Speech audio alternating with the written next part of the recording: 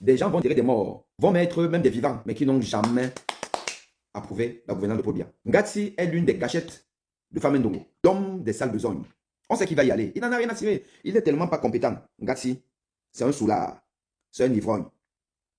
C'est un enseignant qui n'a même pas le niveau pour être assistant.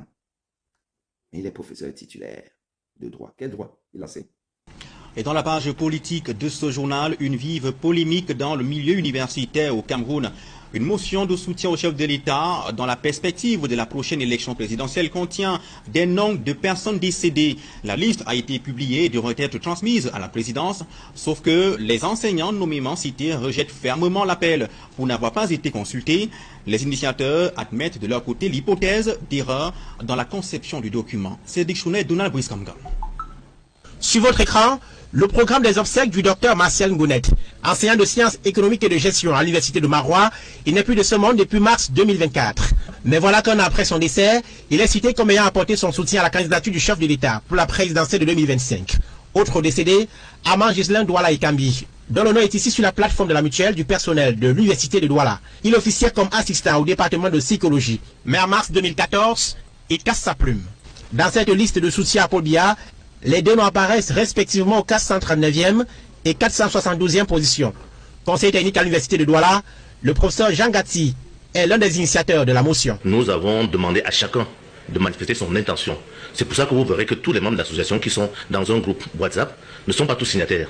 Ensuite, nous sommes allés au niveau des universités avec le conseiller technique numéro 1 du ministre d'État, ministre de l'Enseignement supérieur, le professeur Jean-Paul Biya, pour rencontrer les chefs de département et les responsables et les autres responsables. La conception de cette liste de plus de 550 noms, comprenant des enseignants, des étudiants et des personnalités du monde du sport, aurait pris plusieurs mois, à en croire cet agrégé de droit et bouillonnant membre du RDPC. Sauf que depuis la publication du document, plusieurs dizaines d'enseignants s'en désolidarisent pour n'avoir pas été consultés, disent-ils. Je le dis ici, je n'ai jamais donné quitus à quelqu'un de parler à mon nom. C'est des personnes de basse moralité. Je parlerai même d'un opportunisme vicieux. Parce que rendez-vous compte que plusieurs personnes jusqu'ici qui m'ont contacté, qui ont leur nom dans cette liste, me disent qu'ils n'ont même pas été au courant d'une telle initiative. On ne les a jamais approchés. Comment des personnes décédées ont pu être enregistrées? Il s'agit des enseignants dont les soldes seraient toujours perçus. À en croire le promoteur de Convergence républicaine, une association de promotion du patriotisme dirigée par le professeur Jean Gatti et sous la bannière de laquelle une partie de la liste a été publiée. De toute façon, il s'agit déjà de la majorité des enseignants. Et dans un système comme le nôtre, le scrutin se gagne sous un mode majoritaire.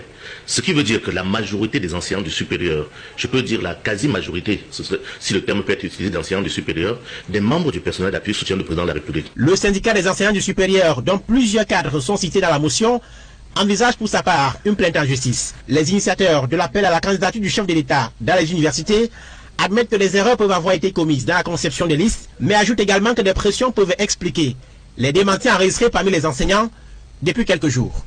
Jean Gatti, docteur en droit, professeur titulaire de l'université camerounaise, un monsieur que je connais particulièrement. Je connais particulièrement monsieur Jean Gatti. Je connais ce monsieur quand il était à la DAC de l'université. Il était un responsable d'une direction là, à la DAC. Et je l'ai connu à l'époque où j'avais des difficultés à changer de classe de l'université à cause de mon caractère que vous connaissez, qui n'accepte pas les bêtises, la combine de M. Famen Ndongo. Et ils ont donc décidé de me fermer toutes les portes de promotion au grade. Jean Gatti, comme avait présenté, on m'avait dit qu'il est proche du recteur et qu'il pourrait essayer de voir avec le recteur comment est-ce qu'on pourrait un peu me lâcher du lest. Et j'ai donc été voir Jean Gatti plus d'une fois. Et j'ai rapidement compris que c'est un farfelu qui a pour seul atout de dire qu'il est le protégé du recteur. C'est parce que il était dans les bonnes grâces du recteur qu'on lui a permis de progresser jusqu'au grade de professeur titulaire. Voilà donc un monsieur qui passe tout son temps au bar. Jean Gatti n'est pas au bureau.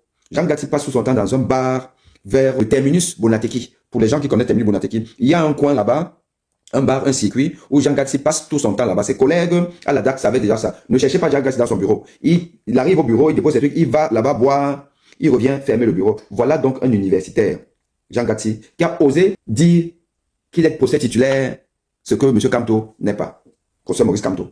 Jean Gatti, un homme de droit, qui a traîné dans les universités françaises, il faisait on ne sait pas trop quoi. Il n'a pas eu suffisamment d'étoffe pour pouvoir accomplir une carrière en France. Il est rentré au Cameroun, fait le zouave, et aujourd'hui, il a été nommé, je pense, doyen dans une faculté à Tchangou, je sais pas trop où. C'est celui-là qui voulait faire payer les thèses aux étudiants.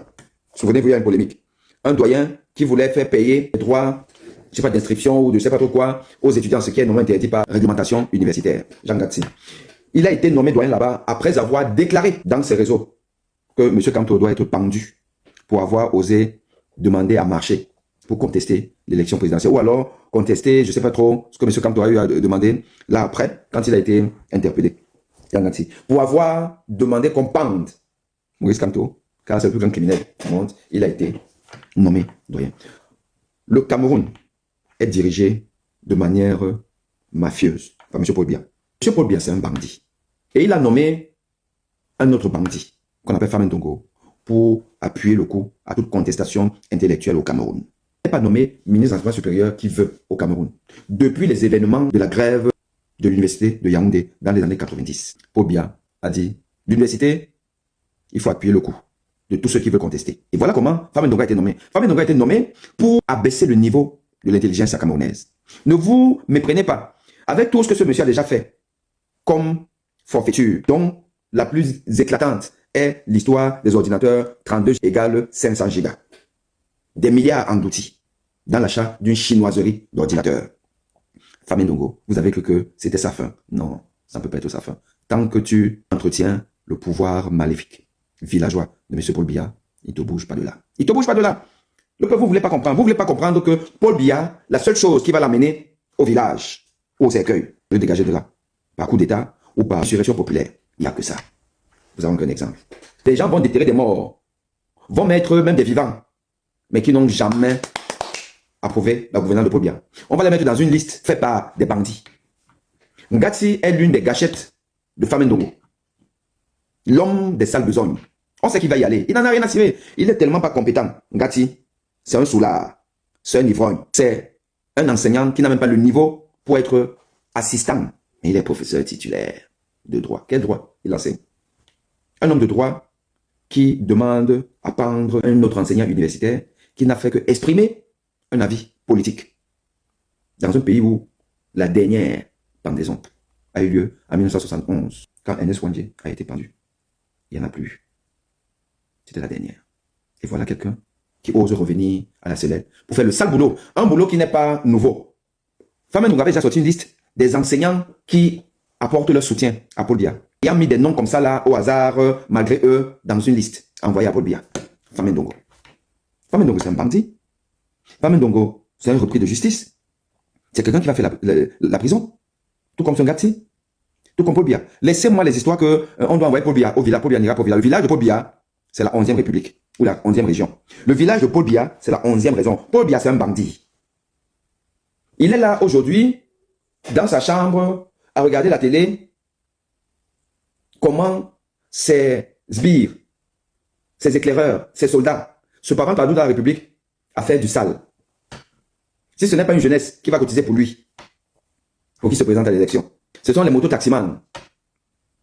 Car lui-même, il est le premier moto-taximan. Oh, des gars qui souffrent, qui ont faim, qui n'ont pas des conditions de travail décentes, ils n'ont même pas de casque. Ils n'ont rien. Ils meurent tous les jours dans des routes accidentogènes de Paul Biya. Ils ne sont pas inscrits à la CNPS. Ils n'ont rien. Et ils vont aller adresser une motion de soutien. Pourquoi? Parce qu'ils ont pris un faux type qu'ils ont auto-désigné comme président de syndicat. On a vu. Les moteurs disent qu'ils ne le reconnaissent pas. Mais les gens de Paul Biya, le Ngongo, le villageois, qui porte des vestes grands comme un cabas, il nous dit que Paul Biya est le premier motoman. Et Paul Biya est là. On a déjà discuté de ça avec lui. C'est même lui qui donne des idées de bandits. Peuple camerounais, vous êtes dirigé par un bandit. Paul Biya n'a su faire que le banditisme dans sa vie. Paul Biya, c'est un bandit. Il ne sait que faire le banditisme. Son banditisme a commencé quand Aïdjo a commis l'erreur de lui dire je te nomme successeur, enfin, je laisse ma place. Paul Biya dit que bon, laisse-moi d'abord aller réfléchir vraiment. Sinon, il faut rester, je vais d'abord réfléchir, le gars, le bandit. Il a commencé son banditisme, hein, dès 1982, en faisant semblant de ne pas vouloir. Or, le gars, il voulait mal. Il a continué son banditisme en truquant les élections de 92, en volant l'élection de Fondi. Il a poursuivi ça en 2008 en changeant la constitution. Paul Biya, c'est un bandit. c'est un voleur, c'est un feignant, c'est un incompétent. Et maintenant, vous voyez, je vous l'ai dit depuis, il ne peut pas avoir une élection normale au Cameroun, ce n'est pas possible. Paul Biya ne sait rien faire que truander les élections. Maintenant, on nous dit que des universitaires. Ngati sait qu'il ne peut pas mettre mon nom là-bas. Ngati, il sait que mon nom, il met ça là-bas. Son papier là va brûler. Et je tombe au pays. Vous laissez les histoires de que je vais chercher Ngati. Si mon nom est là-bas, montrez-moi ça. Ngati, je vais aller le chercher là où il est. Il ne sera pas déjà en prison. Dès qu'on prend le pouvoir, tout ça va aller en prison. Mais s'il n'est pas encore en prison, que vous attendez mon arrivée, Ngati ne va pas arriver en prison. Il ne va pas arriver en prison. Je vais finir avec lui avant. C'est ça qui est ça. C'est des bandits. C'est des bandits. Tous. Tous les membres du gouvernement sont des bandits. Des voyous. Et le peuple est là, le peuple tourne le dos. Faites les droits. Vous-même, vous voyez. Avec ça, ça veut dire que ces gars-là sont décidés. Ils sont décidés. Allez vous inscrire. Allez voter. Surveillez vos votes. Soyez prêts à aller dans la rue. Soyez prêts. Parce que nous, là, dans les ambassades, là, dès qu'ils vont nous dire que machin truc là, les gars qui sont à l'ambassade là, ils vont seulement faire leur course à l'ambassade, ils ne vont pas bouger de là. Nous, on va baliser toute l'ambassade. Je vous préviens déjà. Dès que Paul Biya nous dit qu'il a gagné, je conseille aux membres, aux employés de l'ambassade, qu'ils aillent au Cameroun avant les élections. Qu'ils aillent là-bas. S'ils veulent faire même l'ambassade, que les gens ne votent pas, s'ils veulent, mais qu'ils aillent là-bas. Parce que dès que Paul Biya a dit là que c'est lui qui a pris ça là, c'est parce que vous dites là que les faux portraits pissés dessus là. Je dis que moi, je vais vous montrer que s'il faut descendre dans la gadou, s'il faut descendre, comme Paul Biya descend tous les jours, il descend là maintenant jusqu'à, il est devenu motoman. Paul Biya, tu n'aimes pas encore motoman? Tu n'aimes pas encore motoman? Tu n'aimes pas encore motoman, hein? Tu vas même devenir éboueur ou morguier. Bandit. Même pas honte. Un papa de 93 ans. Il est là à la télé. À regarder comment ces gars font du sale. Ces gars font du sale, il est content. Avec sa chantou à côté. Après, il part dormir, quand il va gonfler la chantou et Gongo vont faire leurs affaires. Dégueulasse. Dégueulasse. Pays de minables. Pas honte. Villageois. Sale type. Paul Biya, c'est un sale type.